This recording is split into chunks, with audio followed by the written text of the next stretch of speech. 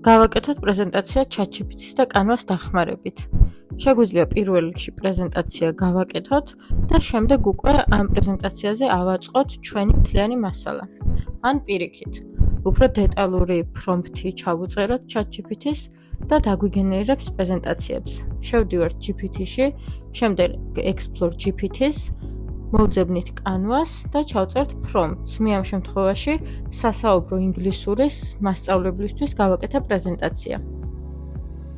გაგვიმზადებს 4 პრეზენტაციას და აქედან ავირჩევთ სასურველს. როგორც ხედავთ, დაგვიგენერირა 4 ვარიანტი.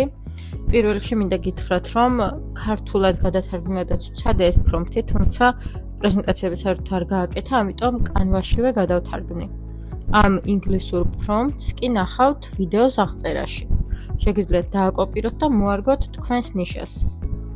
შემდეგ გავხსენი პრეზენტაციები და ახლა განახებთ, როგორ უნდა გადავთარგმნოთ Canva-ში. როგორც ხედავთ, საკმაოდ მოცულობითი პრეზენტაციებია, რაც ძალიან კარგია. ფაქტობრივად სრულყოფილი გამოვიდა. ახლა გადავდივარ აპლიკაციებში, ვწერთ Translate-ს, ვირჩევ ქართულს და ვნიშნავ ყველა გვერდს. ასევე არ დაგავიწყდეთ სეტინგებიდან დადუბლირების ფუნქცია გამოვურთოთ. ან თუ გინდათ, შეგიძლიათ შეინარჩუნოთ და შემდეგ ინგლისური ვერსიები წაშალოთ. ახლა შეგვიძლია დავარედაქტიროთ, შევცვალოთ ფონტი, რა თქმა უნდა, კონტენტის შინაარსის შეცვლაც შეგვიძლია და მცირე ცვლილებების შეტანა, რადგან ბევრ ცვლილებებს არ საჭიროებს, როგორც ხედავთ. და სულ ეს არის, წარმატებებს გისურვებთ.